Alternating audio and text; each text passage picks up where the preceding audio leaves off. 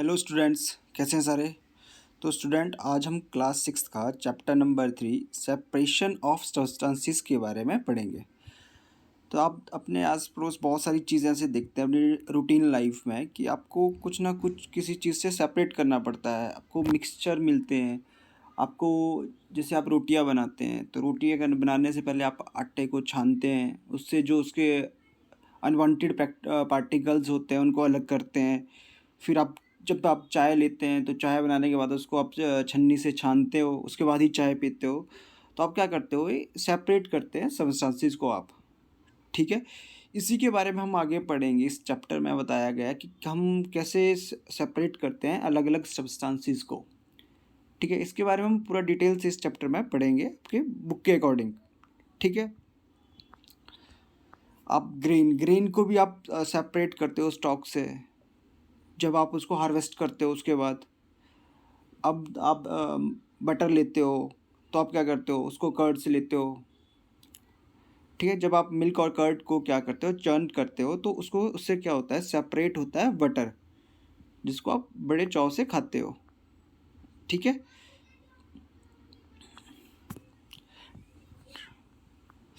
अब यहाँ पे कुछ इन्होंने एग्जांपल दिया कि हम सेपरेट क्यों करते हैं सब्सटेंसेस को। आपके बुक में दिया हुआ है, यहाँ पे देखो बच्चों, सेपरेट स्टोन्स फ्रॉम राइस। ठीक है, हम क्यों करते हैं इसमें, क्योंकि आपको पता है कि जो अगर हम स्टोन को राइस से सेपरेट नहीं करेंगे तो क्या हमारे खाने में आएंगे, हमारे टेस्ट को ख़राब कर देंगे। ठीक है, तो आपको पहले ये चीज़ सोचना है कि हम सेपरेट क्यों करते हैं वो दो सब्सटेंस को। कोई भी अनवांटेड सब्सटेंस है तो क्यों करते हैं। ठीक है, अब आप churning milk to obtain butter क्यों करते हैं हम, मिल्क को क्यों चर्न करते हैं, क्योंकि हमें उससे क्या लेना पड़ता है, बटर लेना होता है। ठीक है, सेपरेट टी लीव्स हम क्यों करते हैं, वो भी है कि हम चाय जब पीते हैं तो उसको छानते हैं पहले।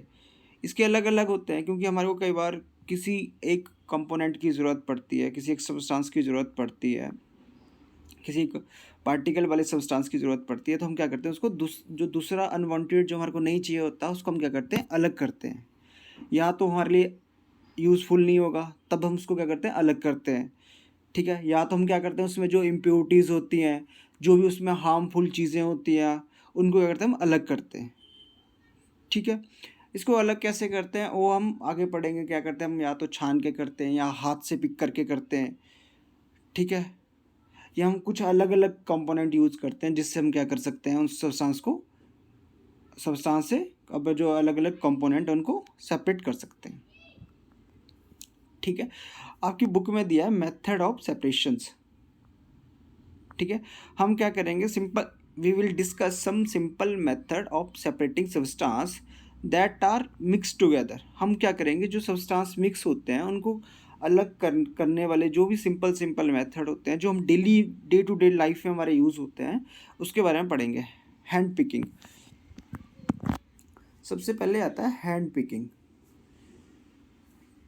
ठीक है, ये अब अपनी लाइफ में कभी भी देखते होंगे, जब हम क्या राइस को साफ़ कर रहे होते हैं तो हम क्या कुछ चीज़ें जो है हाथ से निकाल रहे होते हैं।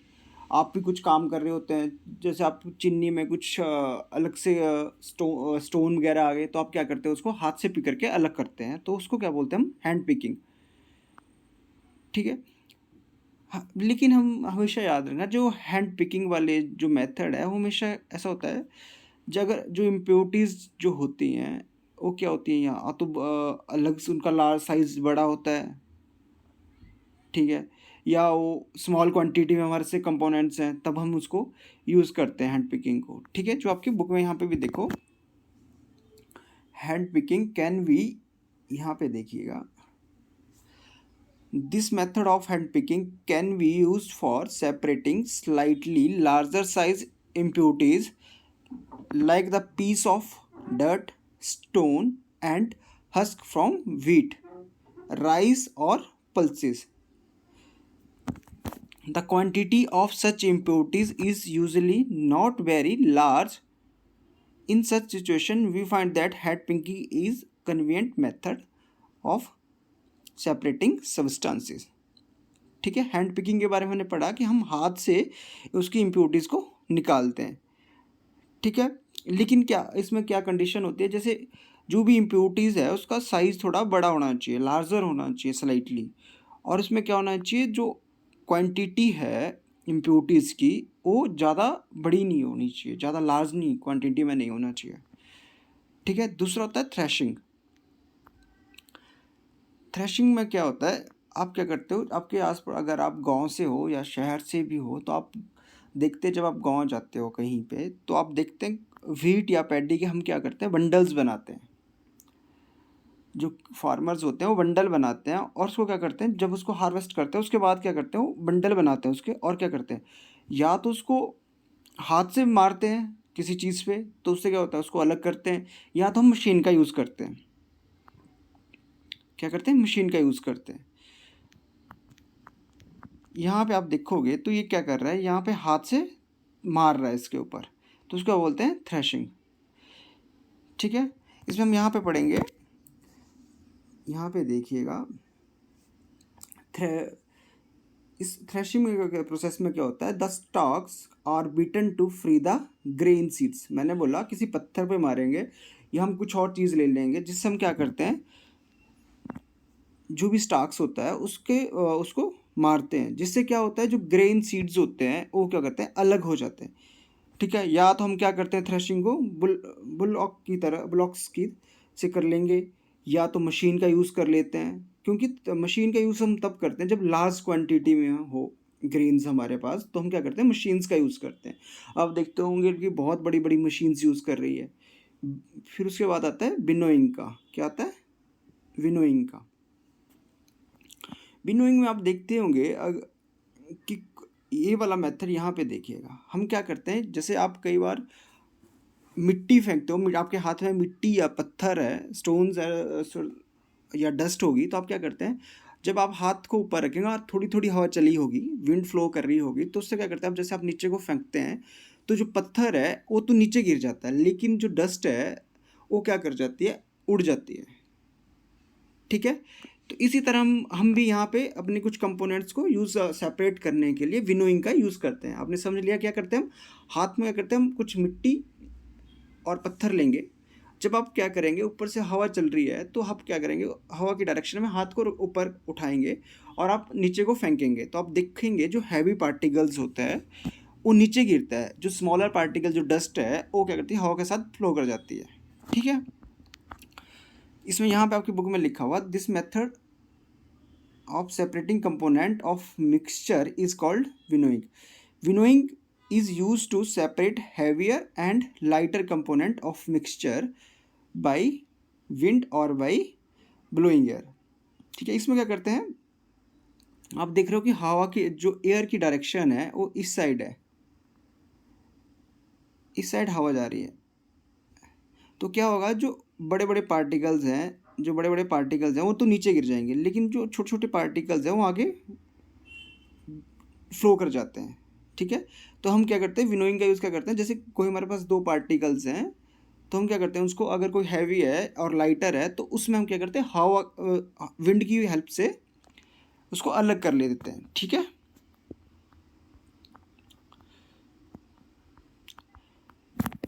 ठीक है, उसके बाद आता है सेविंग। सेविंग में क्या करते हैं हम, आप देखते हैं आप फ्लोर मिल जाते हैं तो आप क्या करते हैं, जो आपका वीट का फ्लोर होता है, ठीक है, तो आप क्या अलग करने के लिए उसको छन्नी करते हैं, जैसे इसको सेविंग बोलते हैं। मैं इसको आपको डायग्राम से भी बताऊंगा, इसके बाद पहले ये लास्ट वाला है, इसके बाद आगे का चैप्टर हम सेकंड पार्ट में करेंगे, लेकिन इसको हम क्या करेंगे अभी पिक्चर के थ्रू भी आगे समझेंगे, जिससे कि ये चैप्टर आपको पूरी तरह से क्लियर हो जाएगा, ठीक है। या तो आपने देखा होगा पेवल्स और स्टोन को रिमूव करने के लिए हम क्या करते हैं, कुछ आपने देखा होगा सड़क किनारे या आपका कहीं घर बन रहा है आस पड़ोस में आपके अराउंड में, तो आप देखेंगे कि जो एक जो होती है जाली यूज़ करते हैं, ठीक है, एक छन्नी यूज़ करते हैं, बड़ी छन्नी होती है, उसमें क्या करते हैं हम, आप देखते होंगे सैंड को डालते हैं या रेत डालते हैं, और आप देखते होंगे जो बड़े बड़े पत्थर होते हैं वो अलग हो जाते हैं, ऊपर रह जाते हैं, और जो फाइन जो पार्टिकल्स हैं वो नीचे आ जाते हैं। वैसे ही आप देखते होंगे जब आप जो आपका आटा होता है, जो फ्लोर होता है, उसमें क्या करते हैं हम छन्नी के ऊपर डालते हैं, तो जो फाइन पार्टिकल्स होते हैं फ्लोर के वो नीचे आ जाते हैं और जो हैवी पार्टिकल्स होते हैं वो ऊपर रह जाते हैं। ठीक है, ठीक है। तो अब हम क्या करेंगे, इसको डायग्राम के सारे जो मेथड्स हैं उनको डायग्राम के से भी समझेंगे।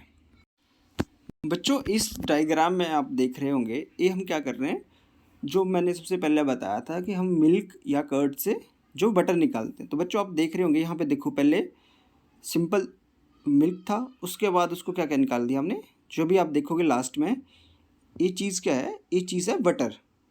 ठीक है, तो हमने क्या किया, कर्ड से जो बटर है उसको सेपरेट किया। ठीक है, उसके बाद आता है बच्चों, हमने आप लोग दिखाया था कि हैंड पिकिंग का बच्चों सबसे हैंड पिकिंग है ये वाला डायग्राम। आप देखो कि यहाँ पे एक आदमी है जो हाथ से इनको निकाल रहा है। ठीक है, आप जूम करके देखिए, यहाँ पे देखिए, ये आदमी हाथ से जो इम्प्योरिटीज़ है उनको निकाल रहा है। ठीक है, फिर आता है सेविंग से हम ऐसे हम आटा अपने फ्लोर को एक छन्नी से हेल्प करते हैं, या तो आपने ये देखा होगा कि हम एक बड़ी छन्नी लेते हैं जिसमें क्या करते हैं, हम अपने रेत को डालते हैं और या फाइन पार्टिकल्स क्या होते हैं नीचे आ जाते हैं, और जो हैवी पार्टिकल्स जो आप देख रहे हो ये यहाँ गिर रहे हैं, और जो स्मॉल पार्टिकल होते हैं फाइन पार्टिकल वो नीचे आ जाते हैं। ठीक है, फिर हमने पढ़ा था विनोइंग के बारे में। विनोइंग आपने देखा कि हम क्या करते हैं, हवा से एयर फ्लो से और एयर के फ्लो से हम क्या करते हैं, फाइन जो पार्टिकल्स होते हैं हैवी और लाइटर पार्टिकल को अलग करते हैं। ठीक है, तो आप देख रहे हैं यहाँ पे क्या होता है, जो लाइटर पार्टिकल्स है वो हवा की हेल्प से बहुत आगे उड़ जाते हैं, और जो हैवी पार्टिकल्स हैं वो नीचे इकट्ठे स्टार्ट हो जाते हैं।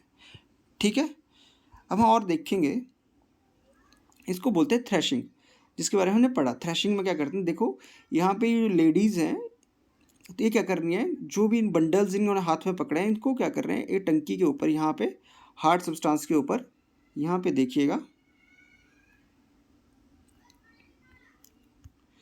यहाँ पे देखिए, एक मिनट,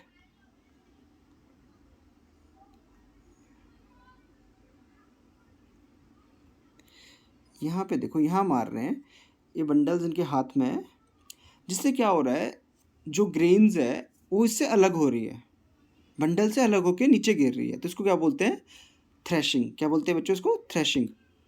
फिर आता है सेविंग के बारे में मैंने आपको इधर बताया, यहाँ देखिएगा, यहाँ पे देखो जो बड़े बड़े पार्टिकल्स हैं वो इसके ऊपर रह रहे हैं, और जो फाइन पार्टिकल हैं वो इसके नीचे गिर रहे हैं। ठीक है, क्या होता है सेविंग के बाद आपने देख लिया, जो फाइन पार्टिकल हैं वो नीचे गिर रहे हैं इस जाली से, और जो बड़े बड़े लार्जर पार्टिकल हैं वो ऊपर रह रहे हैं। ठीक है, ये भी उसी का एग्जाम्पल इसमें आप देख रहे हो, जो फ्लोर है उसको क्या कर जा रहा है, जो फाइन पार्टिकल्स हैं फ्लोर के, जो फाइन आटा है वो नीचे यहाँ पे देखो, यहाँ पे आके इकट्ठा हो रहा है, लेकिन जो अनवांटेड सब्सटेंसेस वो क्या रहते हैं, इसके अंदर ऊपर रह जाते हैं। ठीक है, ठीक है बच्चों। तो बच्चों आज हमने इस चैप्टर के बारे में, सेपरेशन ऑफ पार्टिकल सब्सटेंसेस के बारे में पढ़ा। ठीक है, जो नेक्स्ट पार्ट जो होगा, आगे वाला चैप्टर हम नेक्स्ट पार्ट में पढ़ेंगे, जिससे कि आपको समझने में कोई ज़्यादा तकलीफ़ नहीं होगी, ईजिली आप इस चीज़ को समझ जाएंगे। ठीक है बच्चों, तो धन्यवाद।